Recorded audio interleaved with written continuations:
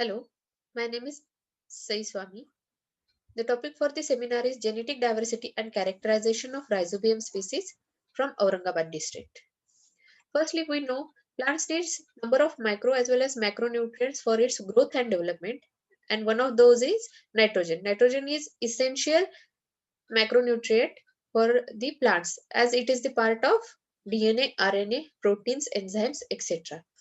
Nit- but the nitrogen cannot be taken by the plant directly from atmosphere or from soil. So, for the nitrogen intake, plant had to be depend upon the microorganisms, and among that, on the bacteria, plants depend. Bacteria forms the symbiotic association with plants and fixes the nitrogen into nitrates and nitrites that are the forms the plants can easily take from the soil. The nitrogen fixing bacteria are some of them are Rhizobium, Azotobacter, Rhodospirillum, Rhodosomonas, Rhodomicrobium, etc. Rhizobium is the most well-known species, which is the primary symbiotic nitrogen fixer. As it is naturally forms the symbiotic association with the legume plants and uh, fixes the nitrogen. But artificially also rhizobium can be used as a biofertilizer in various types of crops, including legumes and other crops also. Rhizobium needs more attention as it replaces the chemical fertilizers and potentially reduces the risk of environmental pollution. My idea for the research is to create a data bank. That means the all the information, all the data about the rhizobium in my study area, that is the Aurangabad district, will be gathered in this research. Also, the characterization of the rhizobium species that will be found in the study area. Then the screen out the genetic diversity and phylogenetic relationship between the rhizobium species will be done. Then the successful application of rhizobium species as a biofertilizers for the cultivators for different types of plants. Then the development of economically and technically viable biological bioecological compatible alternative for the chemical fertilizers. And lastly, to present the worldwide report of rhizobium species from the study area, that is the Aurangabad district. Then the methodology, that is the isolation of the rhizobium.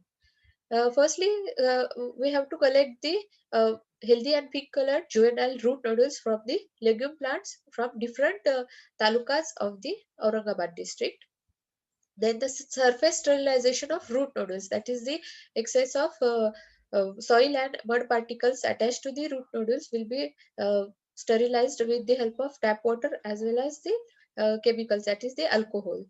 Then for the isolation of the rhizobium, uh, we had to we have to use the special media. Firstly, we have to isolate the rhizobium on the agar plate and then to the special media. And from the special media, pure cultures will be collected. The pure cultures are used for the identification and characterization of rhizobium strains. uh, the identification will be done from cell morphology, colony morphology, and number of biochemical tests. Then the characterized rhizobium strains will be studied further for the genetic diversity and for the revealing of the phylogenetic relationship among the found rhizobium species from the study area. Then lastly, the mass production of the rhizobium species will be done for the application of rhizobium as a biofertilizer, and the biostatistical analysis will be done among the collected rhizobium strains. The targeted outcome will be from research will be the research work will reveal the various morphological and biochemical responses of rhizobium species through number of biochemical tests. The second one will be a genetic diversity and phylogenetic relationship between the rhizobium species within the Aurangabad district will be the first report of this valuable information.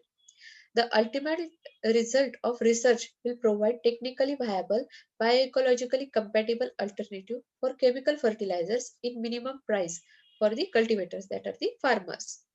And the Worldwide report will provide the data bank which will be useful for further research in the field of environment and plant biology.